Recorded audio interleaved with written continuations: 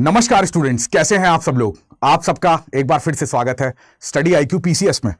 आज का हमारा the most important current affairs में है countries first ever great Indian bustard. यहां पर ग्रेट इंडियन बस्टर्ड को जन्म दिया गया है कृत्रिम गर्भाधान की मदद से, यानी कि जिसको बोलते हैं आर्टिफिशियल इंसेमिनेशन। और ये कहां पर हुआ है? ये हुआ है जैसलमेर में। तो इंडिया में फर्स्ट टाइम ऐसी चीज हो रही है, तो ये मान के चलिए कि करंट अफेयर्स की दृष्टि से बहुत इंपॉर्टेंट है। अब आप एनवायरनमेंट पढ़ते हैं और आप देखेंगे कि ग्रेट इंडियन बस्टर्ड जो है वो आईयूसीएन की क्रिटिकल इंडेंजर्ड श्रेणी में आता है, मतलब गंभीर रूप से संकटाग्रस्त।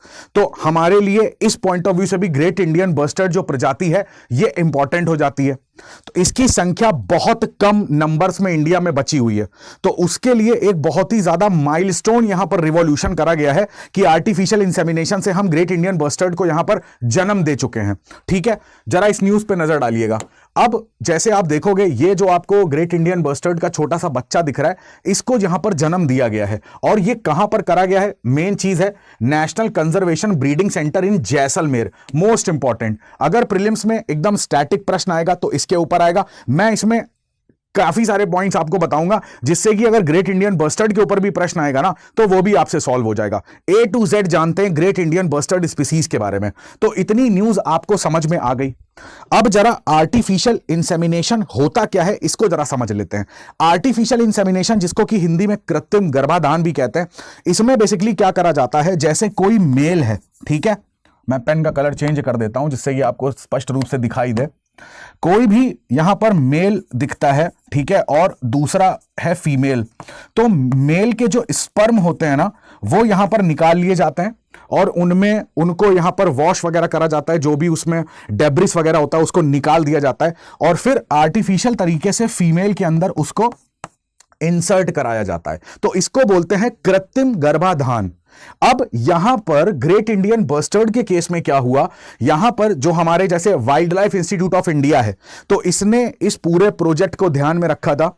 तो अबू धाबी में, इसका नाम सबने सुना है, तो अबू धाबी में सेम चीज हो चुकी थी कृत्रिम गर्भाधान के थ्रू। तो यहां से जो भी हमारे साइंटिस्ट थे, डॉक्टर्स थे, उनको पहले अबू धाबी भेजा गया। वहां पर प्रॉपरली आर्टिफिशियल इंसेमिनेशन की ग्रेट इंडियन बस्टर्ड के टर्म्स में यहां पर उनको ट्रेनिंग दी गई। वापस वो जैसलमेर में इस ब्रीडिंग सेंटर में आते हैं और यहां पर इस चीज को इसका प्रयोग करते हैं और वो प्रयोग सफल हो जाता है। अब यहां पर क्या करा गया, जो एक मेल ग्रेट इंडियन बस्टर्ड था, ठीक है, मेल ग्रेट इंडियन बस्टर्ड से ना यहां पर क्या करा जा रहा है कि उसके पास एक फीमेल ग्रेट इंडियन बस्टर्ड जो है, जो जीआईबी है, उसको रखा गया। अब आर्टिफिशियल तरीके से, अब देखो यार, ये जो चीज है ये नेचुरल नहीं है। जो फीमेल है यहां पर, ये कोई बायोलॉजिकल फीमेल नहीं है, ये यहां पर एक आर्टिफिशियल फीमेल है।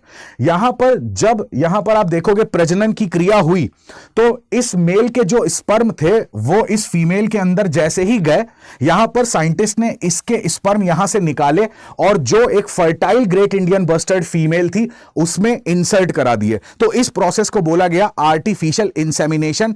किसके केस में? ग्रेट इंडियन बस्टर्ड के केस में। तो आपको पूरा प्रोसेस समझ में आ गया कि किस तरीके से इस प्रोसेस को यहां पर रिजल्ट करा गया। ठीक है, पहली बार इंडिया में हो रहा है तो हमारे लिए बहुत ज्यादा इंपॉर्टेंट है।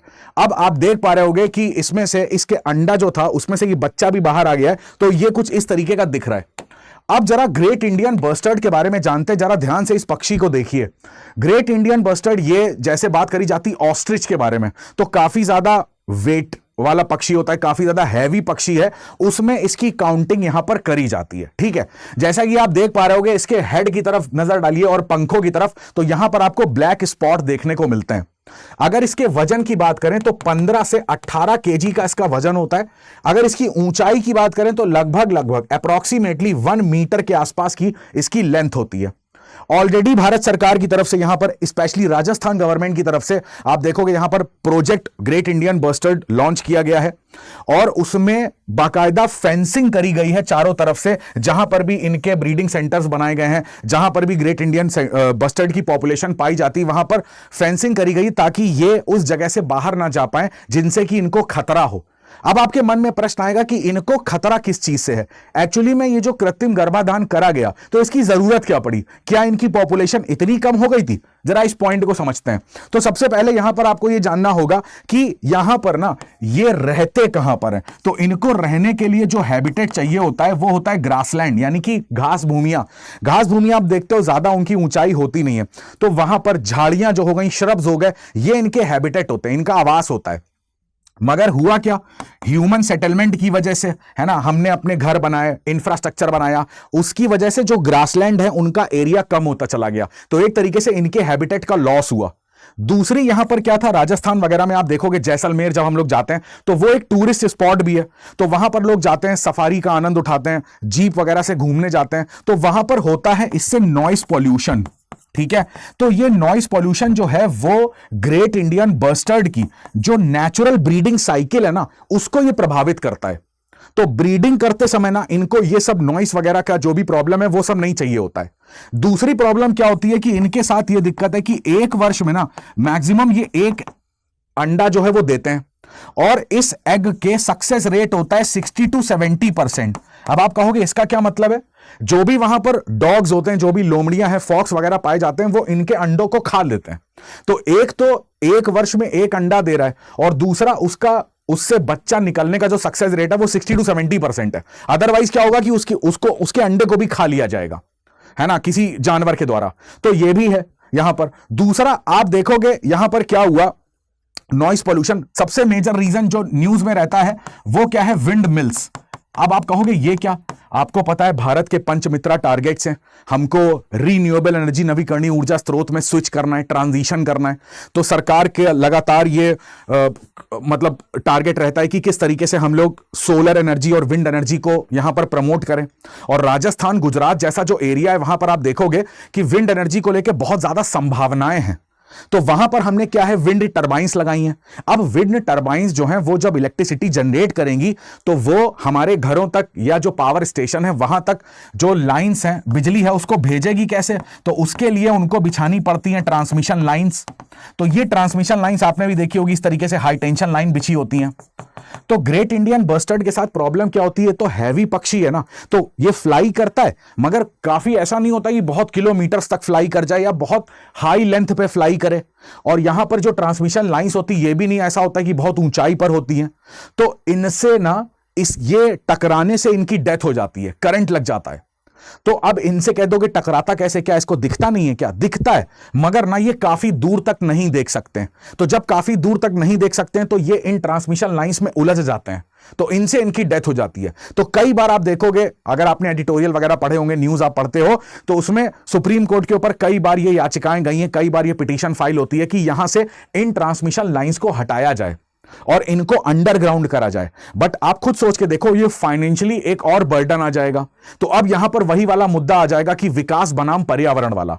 तो सबसे बड़ा चैलेंज यहां पर ये आ जाता है। तो जिस तरीके से मैंने आपको ये चैलेंज बताया, तो ये सारे खतरे होते हैं। दूसरा आप देखोगे ब्रिटिश इंडिया के टाइम पे यहां पे बहुत ज्यादा इनका शिकार हुआ। बाकायदा जो अरब कंट्रीज होते थे वहां से लोग ग्रेट इंडियन बस्टर्ड का शिकार करने इंडिया आते थे। तो यह भी एक इनकी संख्या को कम करने का एक कारण रहा है कि कैसे कैसे इनकी संख्या जो है वो कम होती चली गई। फिर हमने इनके ब्रीडिंग सेंटर्स बनाए, आर्टिफिशियल ब्रीडिंग सेंटर्स बनाए।